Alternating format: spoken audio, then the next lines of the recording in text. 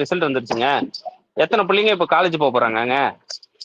என்னங்க பண்றது? இதெல்லாம் ஆளுநர் ஆட்சி வர வச்சு இல்ல பிளாக் பேந்தர் இதெல்லாம் அவங்களுக்கு தெரியும் நினைக்கிறீங்களா? அந்த காலேஜ் போற ஓட்டு போட்டிருக்கீங்க அந்த ஜெனினுங்களா இதெல்லாம் தெரியும் நினைக்கிறீங்க? வாய்ப்பே இல்ல. இது அவங்களுக்கு தெரியணும் தெரியாது நம்மளுக்கு மேட்டர் இல்லைங்க. நம்மளுக்கு ஒரு ரெஸ்பான்சிபிள் இருக்குல்ல. பாலிடிக்ஸ் பேசுறோம், பாலிடிக்ஸ் பண்றோம், நம்மளுக்கு ஒரு ரெஸ்பான்சிபிள் இருக்குல்ல. அப்ப இதுக்காக தான் இதை பண்ணிருக்கிறது. இல்ல பிளாக் பேந்தர் அப்ப காலம் ஃபுல்லா நம்மளே கடந்து சண்டை உங்களோட எல்லாத்துக்கும் எதிரி பர்சனல் சண்டை ஈகோ போடணும். வந்து இங்க அரசியல் இல்ல மாஸ்க்கு. உங்களோட ஈகோ இங்க அரசியல் கிடையாது. மக்கள் நலன் தான் அரசியல். நீங்க வந்து சோசியல் மீடியால பேசும்போது அவன் நாலு வீடியோ போட்டான், அது பண்ணிட்டான் அப்படின்னு ஈகோக்காக அவனால நம்மளுக்கு வந்து பதில் கொடுக்க முடியலன்னு ஈகோக்காக அரசியல் பண்ண மாட்டாங்க. மக்கள் நலன் தான் பார்ப்பாங்க.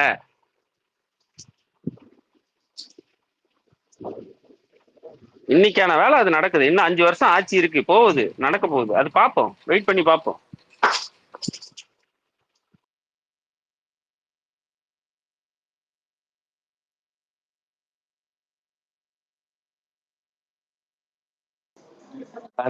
எனக்கு என்னமோ வெயிட்டிங்லயே போயிருவோமோன்னு பயமா இருக்கு.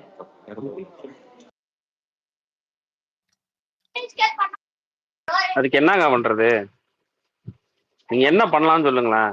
என்ன பண்ண முடியும்? இப்ப நீங்கெல்லாம் இப்ப வெறும் வந்து இங்க இருக்கிற விஜய்க்கு ஓட்டு போட்டது வந்து வெறும் அவங்களோட ரசிக மனப்பான்மைனா இப்ப நீங்க எல்லாம் ரசிகர்கள் தானே.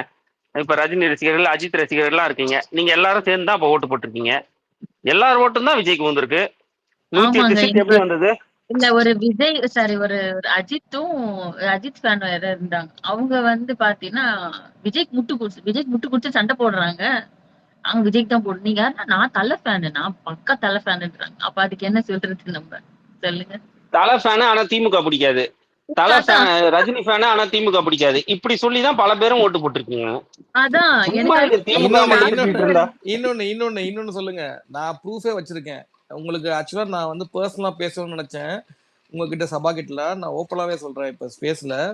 எங்க வீட்டுக்கு பின்னாடி ஸ்ட்ரீட்ல திமுகவோட பூத் கமிட்டி இருக்கிற அப்பா, ஆனா அம்மா பையன் டிவிக்கு தான் ஓட்டு போட்டுருக்காங்க. அப்போ பூத் கமிட்டி இருக்கிறவர் உங்களோட திமுக தொண்டர் லிஸ்ட்ல இருப்பாங்க கண்டிப்பா அப்படின்னு நான் நம்புறேன். ஐயோ ஆமா, நான் ஜிப்சி. நான் இப்ப நான் மறுக்கிறேன்னா, இப்ப என்னோட வீடு இருக்குல்ல, என் வைஃப் என் மாமனாரு பண்ணணும் இந்த வாட்டி. இல்ல அது பண்றேன். அதுதான் இங்க பாருங்க, என் வைஃப் என் மாமனாரு எல்லாரும் வந்து திமுக தான் ஓட்டு போட்டாங்க. என் திமுக தான் ஓட்டு போட்டாங்க. ஆனா என் ஒய்ஃபோட சொந்தம் இருக்கும்ல, சித்தப்பா பையன் பெரியப்பா பையன், அவன் வந்து தாவேக்காக்கு ஓட்டு போட்டிருக்கான். அவன் போன் பண்ணி என் ஒய்ஃபுக்கிட்டையும் என்கிட்டயும் சொல்றான், இந்த வாட்டி விஜய்க்கு போடுங்க, செருப்பால் அடிப்போம் போன வைடான்னு சொல்லியிருக்கோம். ஆனா இருந்தாலும் என் சொந்த பந்தம் போட்டிருக்கு. இது நடந்தது. அவர் என்ன கேட்டாரு, தம்பி டிஎம்கேக்கு போடுன்னு. நான் உடனே திருப்பி கேட்டேன், உங்க பசங்க யாருக்கு போட்டாங்கன்னு. அவனுங்களுக்கு அப்படின்னு சிரிக்கிறாரு. அவர் பூத் கமிட்டில இருக்காரு. அது ப்ரோ, இது எப்படி நடந்திருக்குதுன்னா, இந்த ஃபேமிலியில இருக்கிறவங்களுக்கு தெரிஞ்சே நிறைய பேர் போட்டிருக்காங்க. சில பேர் ஃபேமிலி ஹெட்ஸே போட்டிருக்காங்க. இது எந்த ஒரு சூழ்நிலை, எந்த ஒரு மனநிலையில நடந்ததுன்னா, எப்படி இருந்தாலும் திமுக ஆட்சிக்கு வந்துடும், இவன் என்ன ஓட்டு வாங்க போறான், மிஞ்சி போனா ஒரு 10% 15% வாங்குவான் அப்படிங்கிற ஒரு மனநிலையில அவங்க யோசிக்காம போய் போட்டிருக்காங்க. இது நிறைய இல்ல விஜய் அது மட்டும் சொல்ல விஜய். இங்க அரப்பன் ஒரே நிமிஷம். என் வைஃப் வந்து ஒரு ரெப்யூட்டட் காலேஜ்ல வந்து ப்ரொஃபஸர், டென்டிஸ்ட், அவங்க டாக்டர். அவங்க வந்து நேத்து காலேஜ் போயிருக்கப்ப வந்து அவங்க பசங்க லைக் கூட படிக்கிற பிஹெச்டி பசங்க, நார்மல் பிடிஎஸ் படிக்கிற பசங்க கிடையாது, எம்டிஎஸ் படிக்கிற பிஹெச்டி படிக்கிற பசங்க. அந்த பசங்க கேட்டிருக்காங்க, மேடம் என்ன மேடம் இவங்க விஜய் ஜெயிச்சிட்டாரு, இன்னும் ஆட்சி அமைக்க வந்து அனுமதிக்கல கவர்னர்னா இவங்க சொல்லியிருக்காங்க. எப்ப 118 இருந்தா தானே ஆட்சி அமைக்க முடியும். அப்படிங்களா, விஜய் ஜெயிச்சாலே ஆட்சி அமைக்கலாமே அப்படின்ட்டு இருக்காங்க. யாரு? அதாவது பிடிஎஸ் எம்டிஎஸ் முடிச்சுட்டு பிஹெச்டி படிக்க வந்த பசங்க இந்த கேள்வியை கேட்டிருக்கானுங்க. மொத்த காலேஜ்ல அத்தனை பேருக்கும் வந்து 3/4 பேர் எல்லாம் யாரை கேட்டாலுமே வந்து வாட்ஸ்அப் ஸ்டேட்டஸ்ல வந்து விஜய் போட்டோ வச்சு சொல்லியிருக்காங்க. அதாவது அதான் ப்ரொஃபசர் இதெல்லாம் வந்து ரொம்ப வந்து ரேரா நடக்கக்கூடிய ஒரு விஷயம். யாருக்குமே வந்து விஜய்க்கு ஓட்டு போட்டவங்களுக்கு அவங்களோட தொகுதியில யார் இருக்கான்னு தெரியாது. ஏன்னா விஜய்க்கே தெரியாது. நீங்க ஒண்ணும் இல்லைங்க, விஜயோட எம்எல்ஏஸை நிறுத்தி வச்சு இது யார் பேருன்னு கேட்டா விஜய்க்கே தெரியாதுங்க. ஓட்டு போட்டவங்களுக்கும் தெரியாது. விஜய்ன்ற ஒரு முகத்துக்கு போட்டிருக்காங்க, ஆன்லைன்ல வர அந்த இதுக்கு நம்பிட்டாங்க. நான் விஜய் ரசிகர். எப்படின்னா ஒன்றும் இல்லைங்க, என் விஜய் படம் வந்துருச்சா, விஜய் படத்தை 4 வாட்டி பார்த்து 5 வாட்டி பார்த்து கலெக்ஷனை கொண்டு வரணும் அப்படின்னு வெறி பிடிச்சவங்க இருக்காங்கல்ல. அந்த மாதிரி விஜய்க்கு எப்படியாவது ஓட்டு போட்டு விஜய் ஜெயிக்க வச்சிடணும் அப்படின்னு வெறி மட்டும்தான். இதுல வேற ஒண்ணுமே இல்ல. அதெல்லாம் நீர்த்து போயிடும். இந்த 5 வருஷம் அவன் ஆட்சிக்கு வரட்டும், அதுக்கப்புறம் அதை நீர்த்து போக செஞ்சிடலாம், ஒன்றும் கரெக்ட் பிரச்சனையே இல்ல. நிறுத்து போயிடும். ஓட்டு போட்டது விஜய்க்காக. நான் வந்து மினிஸ்டரா உட்கார போறது யாருன்னு தெரியாது எனக்கு. லெப்ட் பாண்டி வந்து இப்ப ஐடி மினிஸ்டரா உட்கார்ந்தான். இப்ப லெப்ட் வந்து பாண்டி புசி ஜெயிக்கவே ஆனந்த் இல்லைங்க. வந்து ஏங்க நான் சொல்றேன், இந்த மாதிரி ஆட்கள் இருக்கறனால ஆட்கள் இருக்காங்கல்ல, அது வரதாங்க போறாங்க, அதுக்கு தயாராகி தான் நம்ம ப்ரொஃபசர் இல்ல உட்காரணும். எனக்கு யாரை புரியவே பத்தி இல்லை. ஒரு நிமிஷம் ஒரு 6 மாசம் எல்லாரும் காமா இருக்கீங்க. அவன் அவன் வந்து ஆட்சி அமைக்க போறதா ரியாலிட்டி. அது இப்ப நடக்குதோ நாளைக்கு நடக்குதோ அவன் தான் ஆட்சி அமைக்க போறான். நீங்க ஃபர்ஸ்ட் அவனை ஆட்சி பண்ண விட்டாதான் வந்து அவன் என்ன பண்றான், எப்படி ஆன்டி இன்கம்பன்சி கிரியேட்னு அதுல இருந்து அரசியல் பண்ண முடியும். நீங்க இப்பயே உட்காந்துக்கிட்டு வந்து அவன் அமைச்சிட்டான்னா ஆங்க அமைச்சிட்டான், இதுக்கப்புறம் ஒண்ணும் பண்ண முடியாது, இதுக்கப்புறம் என்ன பண்றதுன்னு தான் உட்காந்து யோசிக்க முடியும். நீங்க வந்து ஜெயலலிதாவுக்கு 91ல ஆட்சி கிடைச்சப்ப ஒரு நிமிஷம் இந்த ஒரு நிமிஷம் அம்மாவுக்கு ஒரே என்ன ஒரு பண்றது ஏது பண்றதுனே தெரியல. அரப்பன் ஒரு நிமிஷம் அரப்பன் அரப்பன் ஒரு நிமிஷம். இல்ல இல்ல இல்ல இல்ல ஒரே ஒரு ஒரு சின்ன நிமிஷங்க அப்டேட். பேசிட்டு இருக்கேன், ஒரே நிமிஷம் முடிச்சிடுறேன். இல்ல இல்ல நீங்க வந்து 91ல வந்து ஆட்சி கிடைச்சப்ப ஜெயலலிதாவுக்கு இதே மாதிரிதான் வந்து ஒரு தறிக்கட்ட கூட்டத்தை வந்து பாத்தீங்கன்னா ஆட்சி கிடைச்சது. அந்த அம்மாவுக்கு எப்படி ஆட்சி எப்படி நடத்துறது எதுவுமே தெரியல. அவன் எம்எல்ஏல இருந்து மேல சிஎம் சசிகலா வரைக்கும் எல்லாரும் கொள்ளடிச்சாங்க. இப்படி ஒரு ஆட்சியே தமிழ்நாட்டுல நடந்து அவ்வளவு கொடூரமான ஒரு ஆட்சி நடந்துச்சு 91 96. இவன் செலக்ட் பண்ண கேண்டிடேட்ஸும் கிட்டத்தட்ட அதே மாதிரிதான். நீங்க வந்து விஜயை மட்டும் பார்க்காதீங்க, மொத்தம் வந்து இவன் இதுல வந்து பாத்தீங்கன்னா வந்து 108 பேர் இருக்காங்க, கேண்டிடேட் இருக்காங்க. அந்த 108 பேர்ல வந்து எத்தனை பேர் அமைச்சராக போறாங்கன்னு தெரியாது, எத்தனை எம்எல்ஏ வந்து லோக்கல்ல எவ்வளவு ப்ராப்ளம் பண்ண போறான்னு தெரியாது. நீங்க அவன் பண்ற அந்த ஆட்சி நடத்தினாதான் வந்து இவனுக்கு உண்மையிலுமே தகுதி இருக்க தமிழ்நாட்டை ஆள்றதுக்குன்ட்டு நீங்க வந்து அதை ஜட்ஜ் பண்ண முடியும். நீங்க இருக்கிறதுலே இப்ப நீங்க வந்து என்ன தெரியுமா பண்றீங்க, ஒரு இமிடியட் சொல்யூஷன் வந்து எதிர்பார்க்கறீங்க, அது நடக்காது பாலிடிக்ஸ்ல. உண்மையிலுமே வந்து பாலிடிக்ஸ்ல ஒரு லாங் டைம் இதுல வந்து பாத்தீங்கன்னா அதுதான் வந்து முதல்வர் ஆரம்பத்திலே சொன்னாரு. நீங்க வந்து 6 மாசம் வரைக்கும் வெயிட் பண்ணுங்க, அவங்க ஆட்சி அமைக்கட்டும், 6 மாசத்துக்கு அப்புறம் பாத்துக்கலாம் அப்படின்னாங்க. ஏன்னா அதுதான் வந்து தெரியும். நீங்க இவனை ஆட்சி அமைக்க விடாமே வந்து பாத்தீங்கன்னா இதே மாதிரி சுத்த விட்டுட்டே இருந்தீங்கன்னா கடைசி வரைக்கும் அவன் என்ன பண்ண சிம்பத்தி கிரியேட் பண்ணிட்டே உட்காந்துருப்பான். திருப்பி வந்து போய் ஏதோ எலெக்ஷன் திருப்பி வந்து இவனுக்கு மெஜாரிட்டி கொடுத்துறான்னு சொல்லிட்டு மக்கள் முடிவு எடுப்பாங்க. இவனுக்கு நீங்க ஒரு வருஷம் போதும், இவன் வந்து ஆட்சி என்ன லட்சத்தில் நடத்துறாங்கிறது வந்து நாளைக்கு வந்து தெரிஞ்சு போயிடும். ஃபர்ஸ்ட் வெயிட் பண்ணுங்க. நீங்க வந்து ஃபர்ஸ்ட் காமா இருங்க, யாருக்கு எதுவும் பெருசா ரியாக்ட் பண்ணாதீங்க. நீங்க போய் எந்த தாவகாரண்டையும் போய் சொன்னீங்கன்னா அவனுக்கு மண்டையில ஏறவே ஏறாது. நீ இப்படி மாத்தி ஓட்டு போட்டேன்ட்டு போய் ஓட்டர்ஸ் சொன்னாலும் அவன் மண்டையிலையும் ஏறாது. எல்லாருமே நீங்க ஈகோ தான் ட்ரிகர் பண்ணிட்டு உட்காந்துருப்பீங்க. ஜஸ்ட் வெயிட் பண்ணுங்க, உங்களுக்குன்னு ஒரு டைம் வரும்.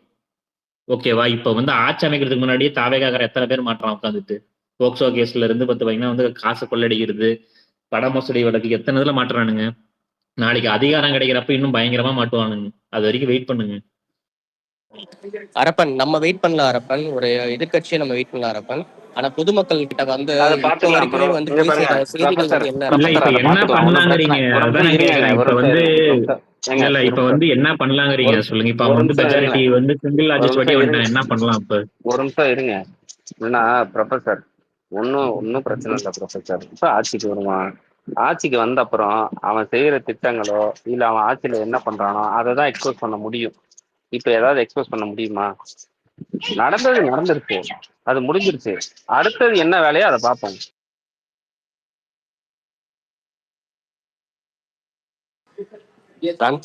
எனக்கு இந்த ஆத்திரம் ஏன் தெரியுமா வருது? எனக்கு அழுக வருது தான்.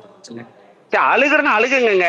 இப்ப எல்லாருக்கும் எனக்கு தாங்க வருது. சும்மா எங்கள்கிட்ட வார்த்தையை சொல்லி ஏங்க வந்து 4 நாள் 5 நாள் சும்மா புலம்பிக்கிட்டே இருந்தா என்ன நீங்க என்னதான் சொல்றீங்க? சும்மா புலம்புறதை கேட்கறதுக்காக நாங்க உட்காந்துட்டு இருக்கோம். இருங்க, அவன் ஆட்சி பண்ணுவான், பார்ப்போம். அடுத்தது என்ன நிகழ்வோ அதை பார்ப்போம்.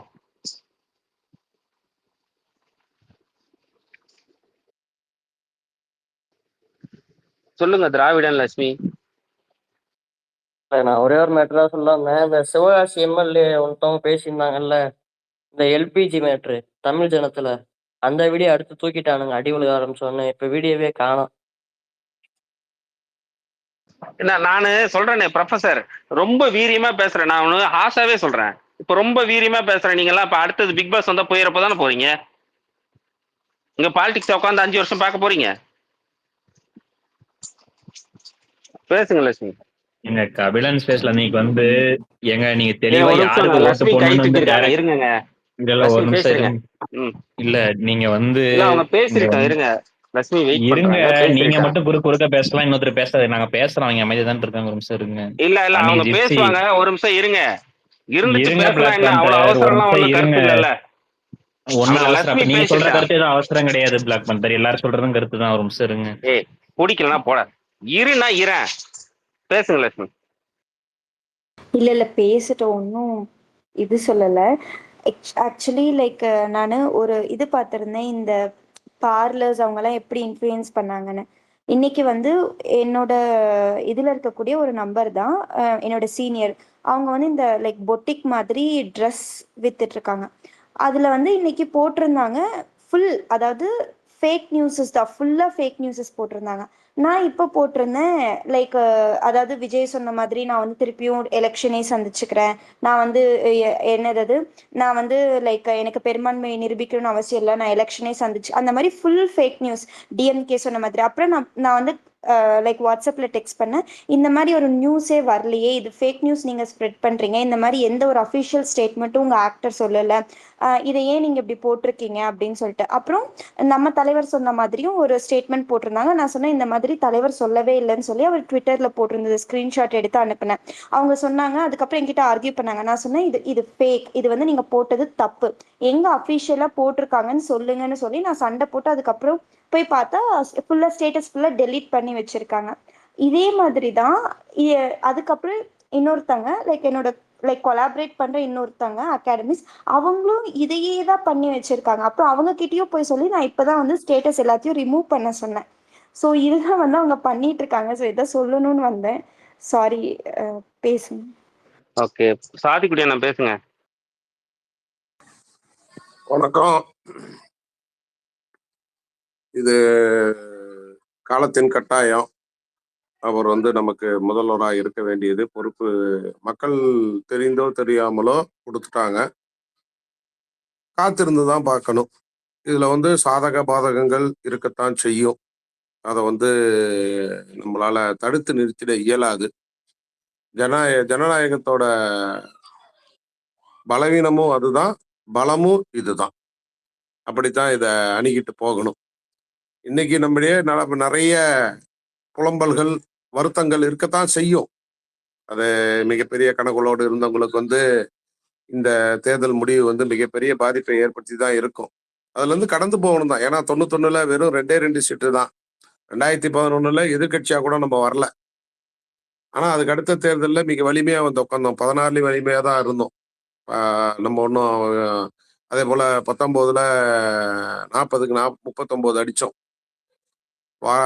நமக்கு ஏற்றத்தாழ்வுகள் ஒன்றும் புதிது இல்லை. திமுகவை பொறுத்த வரைக்கும் ஏற்றத்தாழ்வு என்பது, அதே போல நேற்று சங்கிகளை விட கேவலமான பிறவிகளா தங்களை வெளிப்படுத்தி கொண்டார்களே கம்யூனிஸ்டுகள். தமிழ்நாடு மாநில கம்யூனிஸ்ட் கட்சிகள் தலைவர் வந்து ஒரு மாதிரி ஸ்டேட்மெண்ட் கொடுக்குறாரு, கீழே இருக்கிற பார்ப்பனிய சங்கிகள் வந்து வேற மாதிரி ஒரு ஸ்டேட்மெண்ட் கொடுத்து பொய்யையும் அவதூறையும் பரப்புனானுங்க. காங்கிரஸ்காரங்கெல்லாம் இப்படிதான், முதுகு குத்திகள்லாம் இப்படிதான் பரப்புனானுங்க. அது அவங்களோட புத்தி. அதை பார்க்கும்போது கொஞ்சம் வருத்தம் வரத்தான் செய்யும். நம்ம இந்த இடத்துல சரிக்கிட்டமேன்ற எண்ணம் இருக்கத்தான் செய்யும். அதுக்கு ஒவ்வொரு முறையும் எல்லா முறையிலும் தேர்தல் யுக்திகள் வந்து சரியா போயிடும் அப்படின்றத ஒவ்வொரு தேர்தலையும் ஒரு பாடத்தை கத்துக்கிறோம். ஒரு செயல்லையும் சாதாரண வாழ்க்கையிலேயே ஒரு முடிவெடுப்போம், அதனால பெருத்த இழப்புகளை சந்திப்போம். அடுத்த முறை அந்த வேற ஒரு முடிவு எடுக்கிறதுக்கு முன்னாடி அதெல்லாம் சிந்தித்து சீர்தூக்கி பார்ப்போம்ல, அது மாதிரி சீர்தூக்கி பார்ப்போம். இதுல எல்லாத்துலயுமே முக்கியமா நம்ம எல்லாருமே கவலைப்படுறது, எல்லாரோட புலம்புனாலும் வருத்தத்தை தெரிவிச்சாலும் அழுதாலும் புரண்டாலும் எல்லாருக்கும் ஒன்னே ஒண்ணு, இன்னைக்கு இருக்கிற நலத்திட்டங்கள், நம்ம கொண்டு வந்த நலத்திட்டங்கள் முழுமையாக மக்களுக்கு போய் சேரணும். புதிதான திட்டங்கள் வருதோ இல்லையோ முழுமையா போய் சேரணும்.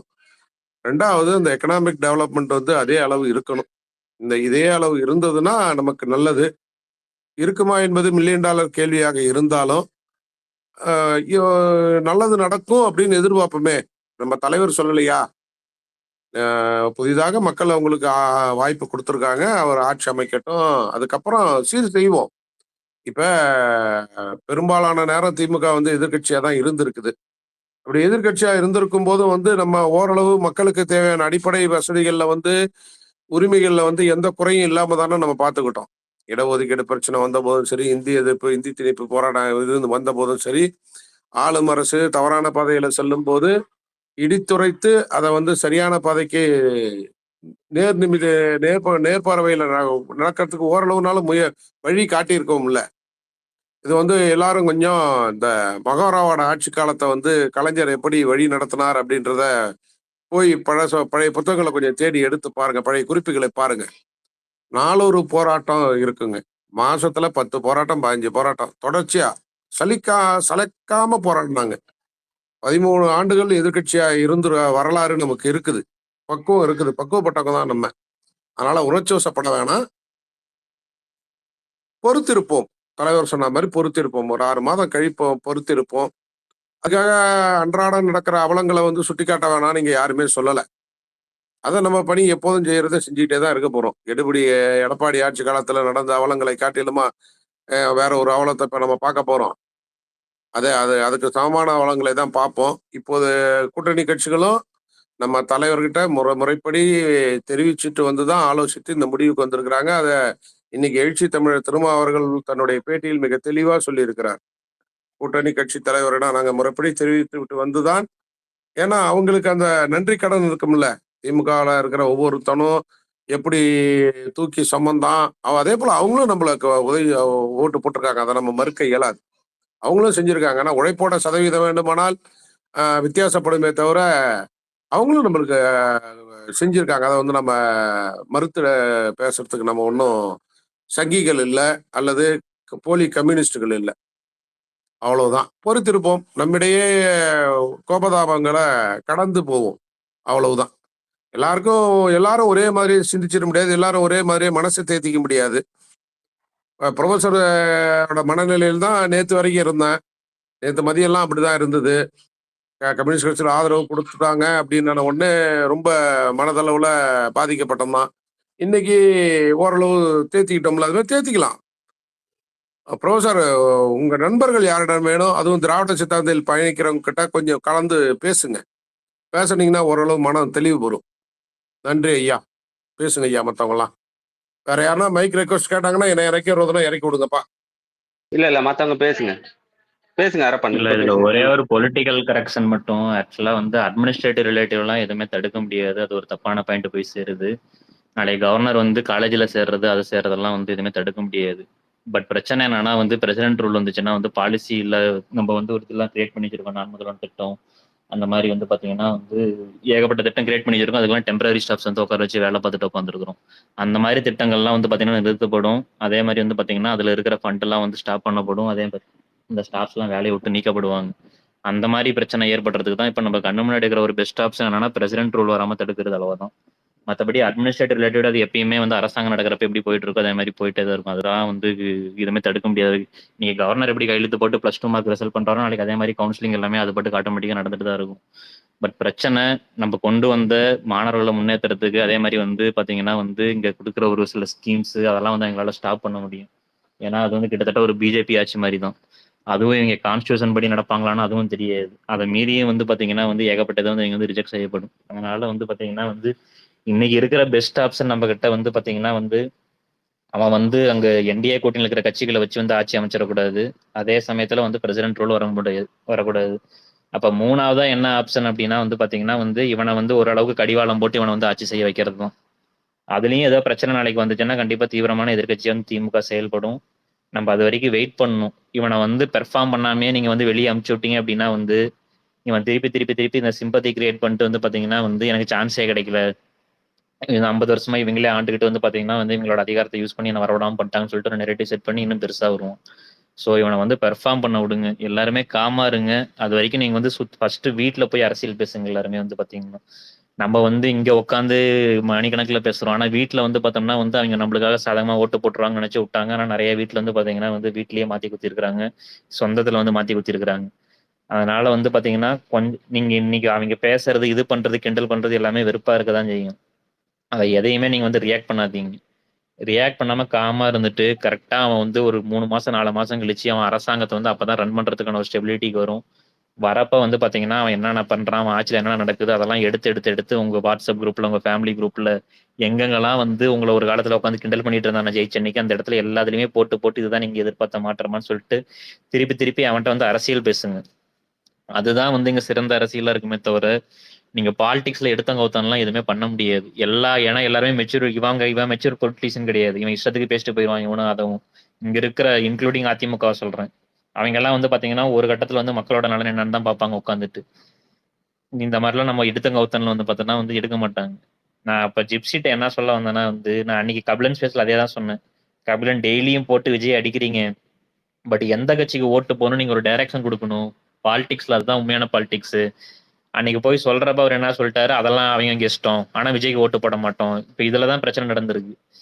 ஓட்டு நீங்க வந்து யாருக்கு ஓட்டு போடுறாங்கிறத முடிவு, யாருக்கு ஓட்டு போட முடியாதுன்னு நீங்க முடிவு எடுத்தீங்களோ, யாருக்கு வந்து அந்த ஒரு இடத்துல அக்காமடேட் ஒரு அம்பர்லா கீழ வந்து அக்காமடேட் ஆகுறது நீங்க வந்து டைரக்ஷன் கொடுக்கணும் பாலிடிக்ஸ்ல. அது கொடுக்கலன்னா இப்படிதான் ஓட்டு பிரிஞ்சு போகும். இப்படிதான் வந்து பாத்தீங்கன்னா நீங்க யாரு விரும்பலையோ அவன் வந்து அதிகாரத்துல வந்து உட்காருவோம். சோ அடுத்த தடவை பாலிடிக்ஸ் பேசுறப்ப அஜித் ரசிகர்களும் சரி, ரஜினி ரசிகர்களும் சரி, இவன் வரக்கூடாதுன்னு நீங்க பாலிடிக்ஸ் பண்றதை விட யார் வரணுங்கிறத நீங்க வந்து பாலிடிக்ஸ் பண்ணணும். அப்பதான் வந்து உங்களுக்கு நீங்க நினைச்ச ரிசல்ட் வருமே தவிர இல்லைன்னா வரவே வராது. இல்ல திரும்ப பேசுங்க சொல்லியிருக்காரு திவ்யா. திவ்யா. பிரசிடென்ட் ரூல் வரக்கூடாதுன்னு சொல்லிட்டு தான் நான் வந்து இந்த விஷயத்தை நான் வந்து முடிவெடுத்திருக்கேன்னு சொல்லி போட்டிருக்காரு திருமாண்ணன். ஆமா ஆமா ஆமா. நீரா ப்ரோ பேசுங்க. நீரா ராஜன். நீராஜ்.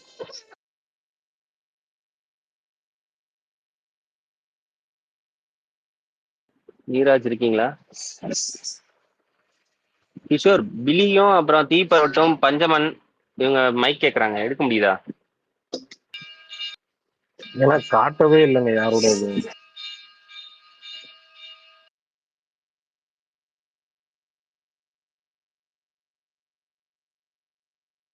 பேசுங்க பில்லி. பஞ்சமரன் நீரஜ் நீரஜ் இருக்கீங்களா? நீரஜ் கிஷோர் இருக்கீங்களா? இப்ப சிவி சண்முகம் வந்து ஏதோ 15 கூட்டு வரதா ஒரு டாக்கு போய்கிட்டு இருந்துச்சு. அது உண்மையா ஃபேக் நரேட்டிவா என்ன கதை? இல்ல அந்த பக்கம் ஏதோ ஒரு முயற்சி நடந்திருக்குங்க. அது நம்மளுக்கு தெரியல. பட் அந்த பக்கம் ஏதோ முயற்சி நடந்திருக்கு.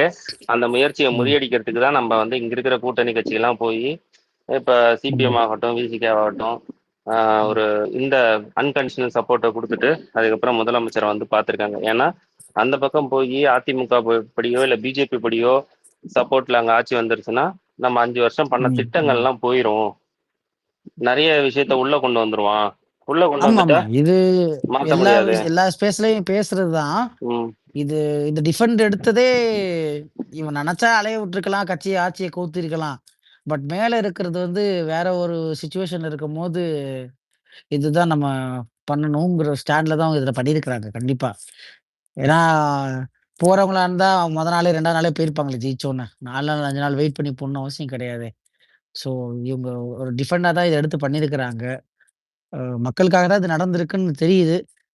பட் எனக்கு என்ன டவுட்னா, இந்த சிவி சண்முகம் வந்து 15 பேர் ஏதாவது கூட்டிட்டு வந்து அவங்களோட சப்போர்ட்ல இவங்க ஆதரவை வேணான்னு சொல்லிட்டு கவர்மெண்ட் ஃபார்ம் பண்ணிட்டானா அது ஒரு பேக் ஃபயர் ஆயிடக்கூடாது. அது ஒரு விஷயம் இருக்குது. நம்ம ஸ்பெகுலேஷன் சொல்ல முடியாது. அவங்க ட்ரை பண்றாங்க, பார்ப்போம். சப்போஸ் அப்படி நடந்துச்சுன்னா அடுத்ததுக்கான மூவை நம்ம வந்து எடுப்போம். இப்போ வந்து ஸ்பெகுலேஷன்ல அது என்ன நடக்க போகுது, சிவி சண்முகம் என்ன பண்ண போறான் அப்படின்றது நம்மளுக்கு தெரியல. பட் அவன் ட்ரை பண்றான். அந்த சைடு ட்ரை பண்ணவே இல்லை. அதிமுக பிஜேபி ட்ரை பண்ணவே இல்லைன்னு நம்ம சொல்ல முடியாது. ட்ரை பண்ணிக்கிட்டு தான் இருக்கு. நம்ம அந்த சதியை முறியடிச்சிருக்கோம். முறியடிச்சிட்டு இப்ப நம்ம வந்துருக்கோம். அப்ப அதுக்கான வேலையை அவங்க பார்க்கதான் செய்வாங்க. பட் பார்ப்போம், அவங்க ஜெயிக்கிறாங்களா நம்ம ஜெயிக்கிறாங்களா பாத்துருவோம்.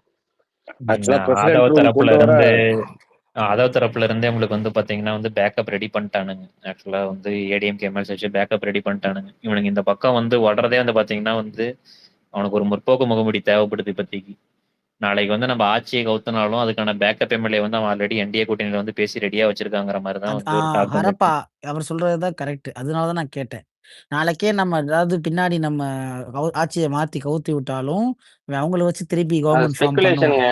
அது ஸ்பெகுலேஷன். ஃபியூச்சர் அது நடக்க போகுதா இல்ல வந்து அதுக்கு பேக்கப்புக்கு அவன் வச்சிருக்கானா இதெல்லாம் நம்மளுக்கு தெரியாது. ஸ்பெகுலேஷன். இப்ப நம்ம வந்து என்னன்னா நம்ம ஆட்சி இல்ல, சில விஷயத்த ஏதாவது நம்ம பேசணும்னா அவதூறுன்னு தூக்கி போட்டு நம்மள வந்து இது பண்றானுங்க.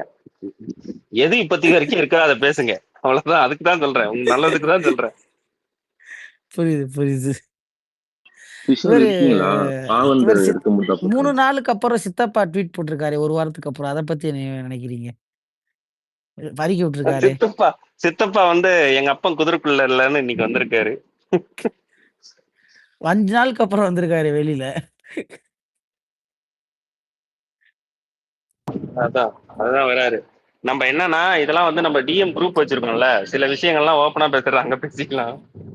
அங்கேயும் பேசக்கூடாது, எவனையும் நம்ப கூடாது. கூட இருக்கிறவனே நம்மளை காட்டி கொடுத்துருவான். நிறைய இருக்காங்க. ஆமா, இங்க இருக்கிறவனே வந்து எனக்கு தெரியாதுன்னு சொல்லிடுவான். அவங்க பேசுனாங்க, அது நம்ம பொறுப்பு இல்லைன்னு சொல்லிருக்கோம். அதனால பார்த்து வார்த்தையை விடுங்க. நம்ம இன் ஃபியூச்சர் வந்து என்ன நடக்க போகுதுன்னு நம்ம ஸ்பெகுலேஷன் பண்ண முடியாது.